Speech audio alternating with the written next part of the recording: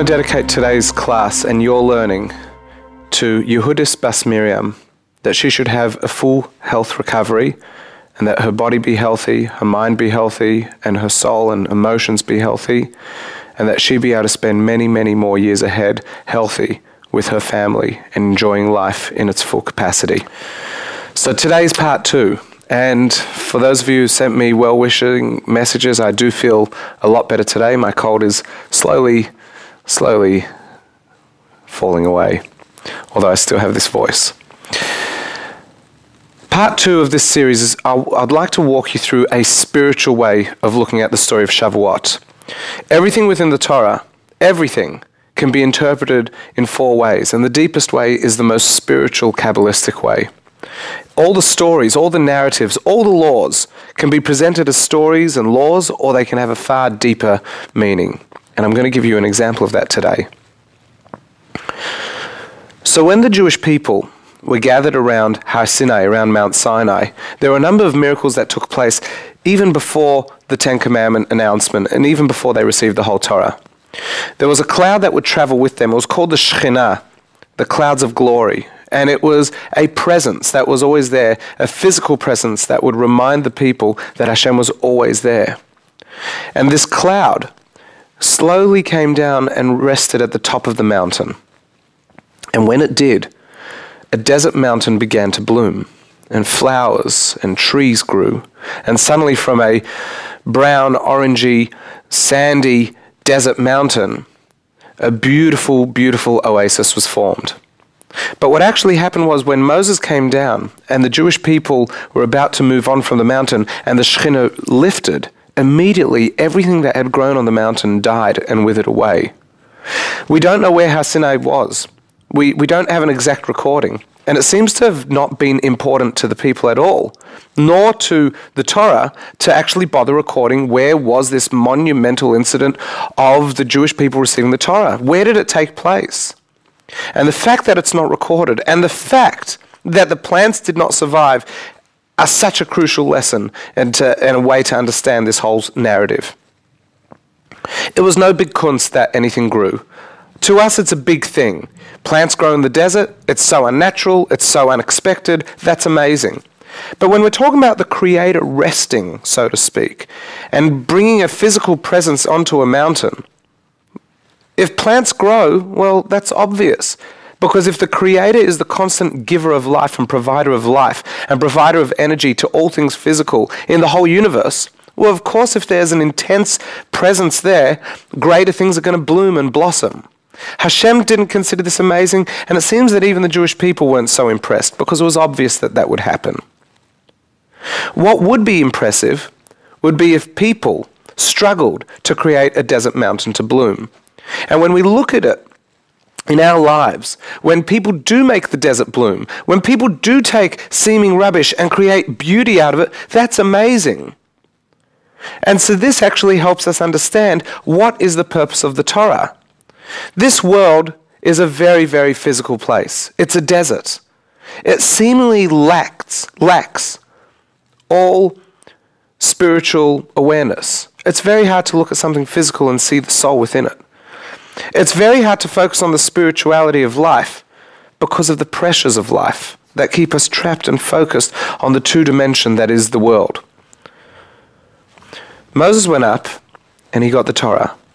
And the Torah, as I said yesterday, to many people is a set of laws. And it's a set of stories. But it's actually more than that. The stories are all lessons. The Torah is a very inaccurate history book. It doesn't give us exact dates. It doesn't give us locations. Numbers are sometimes just rounded up to the nearest 100 or 1,000. It seems that the facts were not important in the recording of the stories, but rather the lessons of the stories. And therefore we don't get a chronological sequence to the stories in the Torah. We get things in order according to their lesson. Abraham, Isaac, and Jacob are characters that teach us a lesson. They lived, and their lives are what's important. What they did, who they were as people, what they represented spiritually, and how they were conscious of that. That's what's important. What they ate for breakfast every day is not important. The Torah says there is no lesson required to be brought out of their breakfast, and therefore the Torah doesn't record their breakfast. The only time the Torah does bring up what they ate was to teach us something very, very important. And the same with the laws. The laws are not just there to govern people. We could have made our own legal system. The laws are so much more. I said yesterday, and I'm going to focus on it today, a law is a mitzvah, but a mitzvah is not a law. Mitzvah is a commandment, but it's so much more than that. Mitzvah is from the same root, as I said yesterday, as tzavta, chibur, connection. And so the Kabbalah really harps, and Chassidut really takes this apart, how the connection is what really a mitzvah is. To be able to take a physically mundane, seemingly superficial object and inject it with spirituality and connect with the soul, that is what the purpose of a mitzvah is. 613 methods of connection. So Hashem made the mountain bloom. Big whoop. The question is, how do we make the mountain bloom? We make the mountain bloom in a very interesting way. Hashem said to Moshe, and Hashem said to the people on that day, I'm going to give you modalities for how you can make your desert bloom. The world is a desert. A desert meaning it is bereft of life. It has very, very little. It's very extreme in its natural environment. It's very hard. But I want you to make your desert bloom. And I want you to do it by choice. And therefore, if you don't do it, nothing really happens. Look at this world. There are plenty of people who don't practice spirituality. There are many people that don't practice religion. And the world is what it is. People don't just drop dead. God doesn't go, well, off you go and you're dead because you're not following my word. It's our choice. We as human beings choose what we do. So we made a choice that day. When we said Na'aseh v'nishma, we will do and we will listen, that was a choice, that we will take on these 613 methods of connection with the physical and spiritual. And what we do is now we try to find the spirituality in everything. And every time we do connect, and every time we do take something physical, and we intentionally use it for something positive.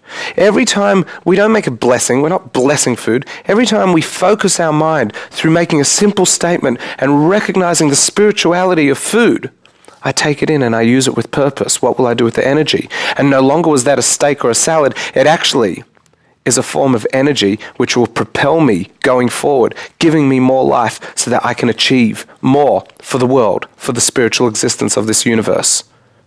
That's what happened on Shavuot, and that's what the giving of the Torah is. It's our ability to make our desert bloom. Now you say, but we live in a desert, and that was one mountain. And that one mountain is actually what Hashem wanted. Hashem didn't make the whole desert bloom. He made the one mountain bloom. We can't make, as individuals, we can't make the whole desert bloom. We can make our section of the desert bloom. Not everyone else in the world is going to join us. We see there's so much death, there's so much violence, there's so much hate in this world.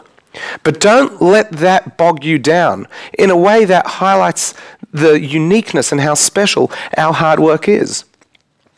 Part of what makes a mountain filled with flowers and trees in a desert so beautiful is the fact that it's surrounded by such stark, empty, orange space. But everyone then says that mountain's so beautiful. And the other mountains want to be mountains just like that. And so another person with that innate spiritual artist self comes along and says, I can create something just like that mountain. And the fever spreads. And what actually happens is there's a critical mass.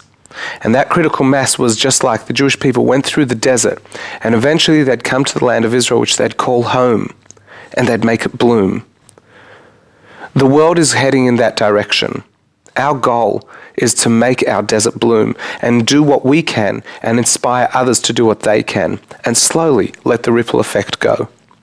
But there's one more aspect of Shavuot that is so important that we spiritually understand its importance. Because what I've said is all good and true. But the question is, where do we begin? How do I do that? Okay, great, Menachem. I'm going to be spiritual. But what does that mean? Before Moses went up on the mountain, the people were told to separate from each other. For 3 days, husbands and wives moved out of each other's tents. They left their physical relationship. They left their comfort zone. And they went to be on their own. They went to be by themselves for 3 days to get into a state where they would be ready for the receiving of the Torah. It's perfectly normal and it's correct that human beings want to be with other human beings. We want a life partner. We want a spouse. We want someone who we will live with and share with and receive from and be able to give to. That is in our DNA. And that's what human beings were created to do. Procreate, continue existence, provide life to this world. But Hashem said, I need you to separate because I don't want you just to have a physical relationship where your emotional and physical needs are being met. I want you to have a spiritual relationship. And what is so important in our life is that we do take me time. We do take time off and block out the world. No bills, no phone, no emails, no internet. And however often you do this, some people do it every week. It's called Shabbat. But even more than Shabbat is to be able to just leave the family, leave everything, change of pace, change of environment, go overseas, go to the country, go to a park, somewhere different that you can start thinking about, well, why do I exist? Why do I live? What's about to happen in my life and what am I going to do about it so that I can own the situation, so that I can provide as opposed to just respond? And the Jewish people had to separate for 3 days, focusing on what was about to happen, preparing themselves spiritually, meditation, introspection, awareness. And then they have the Sinai experience and they see that the mountain can bloom and they receive 613 methods of connection with the physical world, and then they all return back into their human relations with another physical person. But the difference is they've both been enriched, and no longer are they just a couple, no longer are they just a family, but they are a family with a common goal of making this world a more beautiful spiritual place. No longer is it just about, I need you and you need me, let's be together, I feel love. But as I feel love and I feel that we can achieve so much together, and that us being together is an achievement in its own spiritual right. So that's what Shavuot is. Take some time off leading into Shavuot, which is next week. Spend time on your own, understanding your purpose of existence. Focus on what the Torah wants, which is a spiritual reality. Reframe Judaism, reframe religion, reframe mitzvot as being a spiritual way of life, a spiritual contribution with this world, where the focus is the other. The focus is how can I help the world? How can I help my relationship? How can I help another person? And then in turn, we will make our desert mountains bloom. I'll see you tomorrow.